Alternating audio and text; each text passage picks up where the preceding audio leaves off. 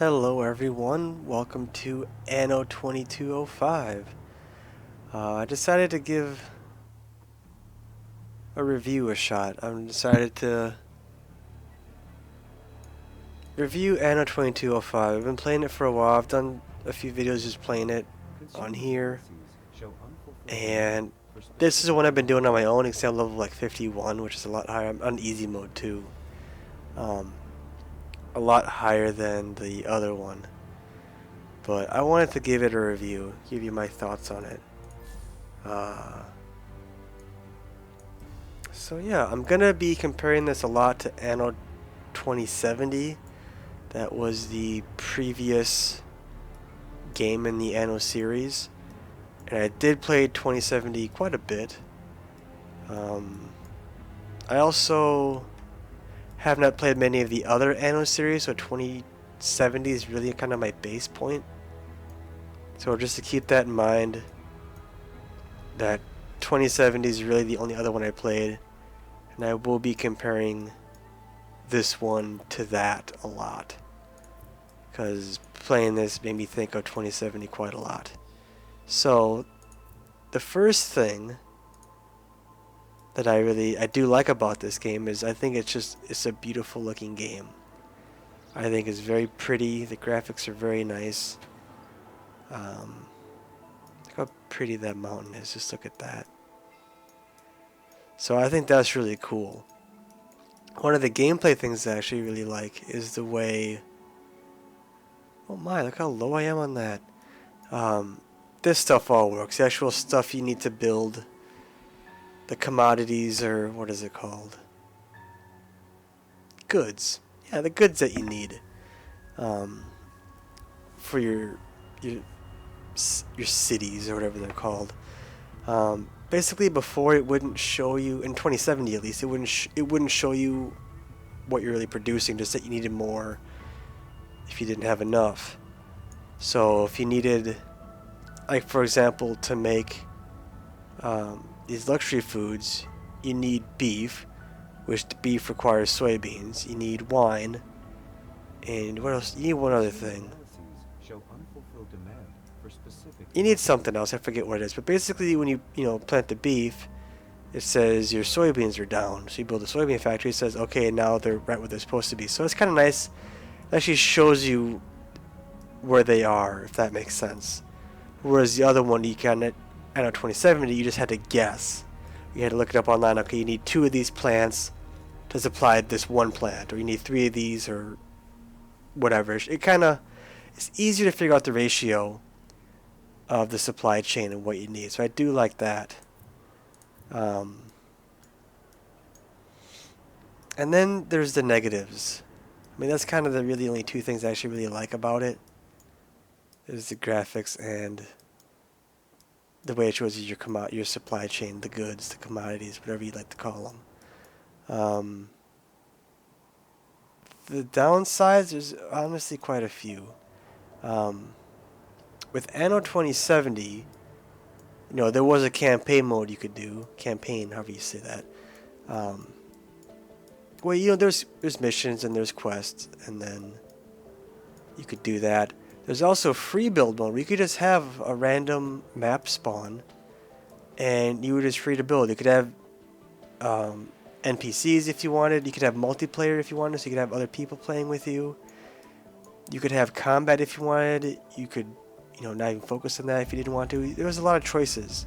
On this, there's only campaign mode, from what I can tell. I haven't been able to find any free. If it's hiding somewhere, I haven't found any other options. But basically, it's just campaign where you got to do the story. After you do that, then you're kind of, free to do whatever. But there's no real free build mode, which is a really huge disappointment to me. Also, there's no real just randomly generated maps. There's 3 different zones. There's temperate, which is what this is. There's 3 Arctic, and then there's 3 lunar.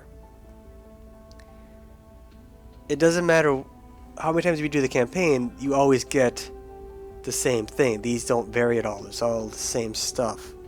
There's no real random maps. and there's no real free build mode, which is a real disappointment.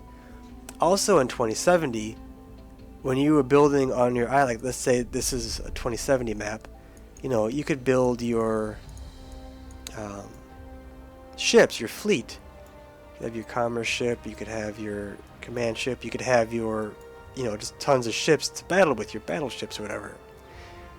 And this, it's separate. These 9 here are just building stuff. These 2 are the combat ones. So, and they're always the same map. For this is the Arctic one, this is the other one. I think that's Arctic, I forget. But anyways, it's the 2 same maps. That's all you get for combat. And it's a pre-assigned fleet. And basically the missions are all the same. It's just, you know, save these ships, pick this up or whatever. There's not much variation. Once you're done with that, you get some rewards. Basically, you get some of these rare supplies you use to upgrade your buildings, and then you go back to this. So it's completely separate. You don't actually build any ships. You can upgrade them. You get XP when you do the missions. But that's basically it. So I was really bummed out about that. I thought that was pretty disappointing. So, and there are others, there's side quests you can do while you do the main quest. I got a few going here. This guy is annoying as shit. I hate him so much. But, you know, there's each little zone has its own special. Like this one's supposed to be a statue. Or a monument, I guess, sorry. I gotta do the last quest chain. Which is this guy right here. So there's some stuff you can keep doing. And right now you can kind of just free build. Once you get certain levels, you can actually buy the other ones. Basically, when you get to the certain point in the story mode, they say pick a place. And then you pick one, and then other 2 companies Hello, I understand you wish to speak with me. just show up and take over. So what happens is once you hit the level that's required, so in this case it's 41 and 51, once you get the money, which I am short on, you get to take over the sector. And I bought one thinking that, okay, it's going to be their town, like, you know, 2070, you could take over people's stuff, build on their island while they're still on there, and kind of blow them up, force them out, or do whatever. So this was a really high-level guy, like 30, I think, when I bought it or something. He was high up. What's the deal then? I'll go to hell. There's nothing here. This is the special project for this sector. It's a dam. But this guy controlled the sector, but he didn't do anything. Which I guess is nice, so you can, you know, you have to compete with him. But, you know, in 2070, you could just build ships and destroy his stuff and then build or whatever. I thought that was really fun. This is just, you get a blank canvas again, pretty much. So those are my thoughts on that. They do still have the voting. Oh, I got some rewards. There we go. You really want to make a difference? I think it's pretty similar to the other one. I just vote for whoever. It's kind of smart to ignore facts this way. that's a bit boring, I think, because you can kind of see, I think, what people are voting for. I think that's what people are voting for.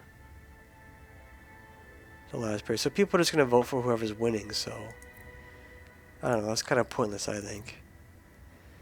But you can't vote again like you did in the other one. You do get bonuses if your person wins. I think, or maybe you just get bonuses no matter who wins. I don't know. He's got to vote. But with that said, there's also a lot of planned DLC there. I think there's a season pass you can buy. So they are planning more DLC. I don't really know what it all is. I haven't really followed it that closely. But as it stands now, I do not recommend this game. It's just not worth the... For me, it was $60 on Steam. I don't care about that. It's like $60 on Steam. There's planned DLC. It's really linear. There's not a whole lot of just free building stuff. There's not a lot of... It's just they took a... I mean, they did the improvements with the supply chains, but then they took away a lot of stuff that was in 2070. And I was looking forward to this game, and I'm honestly just disappointed. There's just not a lot to do. So, as of right now, I do not recommend this game, especially at full price. Maybe if there's, once all the DLC is out, if there's like a Game of the Year edition or something, you know, and it's like $10, go ahead and pick it up. But as of now, at full price, I don't recommend it. Oh, another thing that this one doesn't have that Anno 2070 did was disasters. So, for example, you could have a tornado go through the sector and maybe it'll miss you, maybe it'll do a lot of damage. You could have nuclear power plants that had a small chance of melting down, which really screwed you over if that happened. Unless it's in one of the really hard modes, I haven't played in this one yet. I don't think that happens in this. So there's no real danger of that happening. You're not leaving me high and dry with that, are you? Oh, fuck off, you. So that's that. I mean, there's still really cool stuff when you zoom in. People will talk and say things, but honestly, I would say stick with 2070. This actually makes me want to play 2070 again. That game was a lot of fun. That was a good game, I think. But this one, it's just not worth it. And I just wanted to... It's more complaint than review, I guess, but I just wanted to get my thoughts out there on that, let you know what I thought. These guys want Metro. Quite a good life here. I wanted this to be good. I'm really sad that it wasn't. As you can see now, we have 4.3 million credits. This guy, how much does he cost? 3 million credits. And then you're restricted to where you can build. Like, some things have to be built in the mountains, something has to be built on the coast.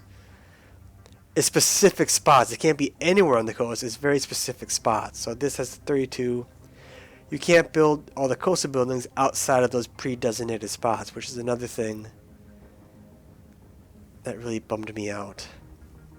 And there goes all of our money. We're making a lot of money though, so we're fine. But yeah, it's very linear. A true island paradise. Very disappointing. The coastal area here is very rich in natural resources. And it's pretty, I agree, but I don't care. That's Get out of here, all of you. So there we go. That's... What is this? This is a big bridge? That's my thoughts on the game. Yeah, I can't recommend this, I'm sorry. It's just... It's pretty, there's a few improvements, but it's just not worth the $60. Plus the DLC, or more if you live, you know, outside the US or somewhere where they charge a bit more or whatnot, but that's that. So I hope you enjoyed the video. Thank you for watching, and as you can see, there's a pre-designated spot. So yeah, hopefully we'll see you on the next one.